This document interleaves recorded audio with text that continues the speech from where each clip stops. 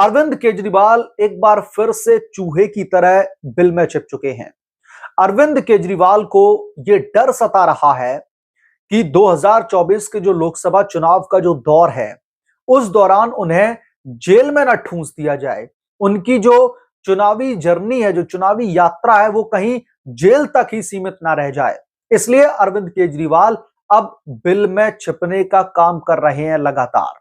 दरअसल इस वक्त एक बहुत बड़ी खबर आ रही है कि इन्फोर्समेंट डायरेक्टोरेट की तरफ से जो तीसरा समन अरविंद केजरीवाल को भेजा गया था, उस समन का अरविंद केजरीवाल की तरफ से जवाब दिया गया है एक लेटर के जरिए। वैसे खुद अरविंद केजरीवाल को आज ईडी के दफ्तर में होना चाहिए था, क्योंकि ईडी ने आज अरविंद केजरीवाल को अपने दफ्तर में बुलाया था जो शराब नीति घोटाला है उसके मामले को लेकर के। लेकिन अरविंद केजरीवाल ईडी के दफ्तर में खुद नहीं पहुंचे, अपना लेटर पहुंचा दिया। अरविंद केजरीवाल ने अपने लेटर के जरिए यह कहा है कि ये जो समन उन्हें भेजे जा रहे हैं एक के बाद एक, वो पूरी तरीके से अवैध हैं, पॉलिटिकली मोटिवेटेड हैं, इसलिए वो ईडी के दफ्तर में नहीं जाएंगे। लेकिन दूसरी तरफ जो आम आदमी पार्टी के नेता हैं, वो लगातार ये कह रहे हैं कि हम जांच एजेंसियों का सहयोग करने के लिए पूरी तरीके से तैयार हैं।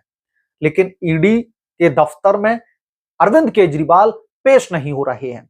आज उन्हें पेश होना था, शराब नीति घोटाला के मामले में उनसे इंटेरोगेशन की जानी थी, और हो सकता है कि आज अरविंद केजरीवाल को गिरफ्तार करके संजय सिंह और मनीष सिसोदिया के बगल में उनका एक बिस्तर लगा दिया जाता जेल में। लेकिन अरविंद केजरीवाल ये अच्छी तरीके से जानते हैं, ये बखूबी जानते हैं कि ईडी के पास में इतने सबूत हैं कि अगर एक बार वो ईडी के दफ्तर में उन्होंने कदम रखे और उनकी गिरफ्तारी हुई, तो संजय सिंह और मनीष सिसोदिया की तरह उन्हें एक लंबा वक्त जेल में काटना पड़ेगा। और कोर्ट में कितनी भी वो दलीलें पेश कर लें, जैसा कि मनीष सिसोदिया और संजय सिंह की तरफ से पेश की गई हैं, उनकी जो जमानत की याचिकाएं हैं, वो ऐसी कोई कोर्ट नहीं बची देश में जिससे खारिज न की गई हो। तो यही हाल अरविंद केजरीवाल का भी है। इसलिए अरविंद केजरीवाल भी अब चूहे की तरह बिल में दुबक करके बैठे हुए हैं और ईडी के समन का जवाब लेटर के जरिए अपने वकीलों की ब्रिगेड के जरिए दे रहे हैं।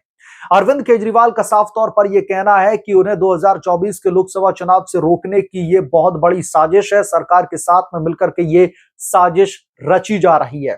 तो अब यह देखना दिलचस्प होगा कि अरविंद केजरीवाल ईडी के तरफ से जो बुलावा भेजा जा रहा है, जो समन भेजे जा रहे हैं एक के बाद एक, उससे कब तक बचेंगे, कब तक अरविंद केजरीवाल अपनी गिरफ्तारी को टालते रहेंगे। मैं ये दावे के साथ में कह सकता हूं कि अरविंद केजरीवाल का जेल भेजने का प्लान सुनिश्चित किया जा चुका है। अरविंद केजरीवाल के खिलाफ में ईडी के पास में इतने ज्यादा सबूत हैं कि अब अरविंद केजरीवाल की गिरफ्तारी पर कोई भी दरअसल रोक नहीं लगा सकता। हालांकि तमाम कानूनी दांवपेच को आजमा करके अरविंद केजरीवाल अपनी गिरफ्तारी को कुछ दिनों के लिए टाल भले सकते हैं, लेकिन गिरफ्तारी को कतई नहीं रोक सकते हैं। बहरहाल जो अरविंद केजरीवाल पहले तो बड़े बड़े घोटाले कर लेते हैं, शीश महल में करोड़ों रुपए लगा लेते हैं। दवाओं की बात की जाए तो उस पर भी लगातार जो सरकार है वो उनके ऊपर हमलावर दिखाई दे रही है। लेकिन जब बात इंटेरोगेशन का आता है, सिचुएशन को फेस करने का आता है, तो केजरीवाल चूहे की तरह बिल में छिप जाते हैं। बहरहाल जो केजरीवाल ने एक बार फिर से ईडी के समन की जो तौहीन की है, जो ईडी के दफ्तर में जाने से इंकार कर दिया है, क्या ये आपकी नजर में सही है? क्योंकि एक आम आदमी के लिए कानून अलग और एक बड़े पॉलिटिशियन के लिए जिसके पास में बड़ी पॉलिटिकल पावर है उसके लिए कानून अलग। इस पर आपकी क्या राय है, हमें कमेंट करके जरूर बताएं।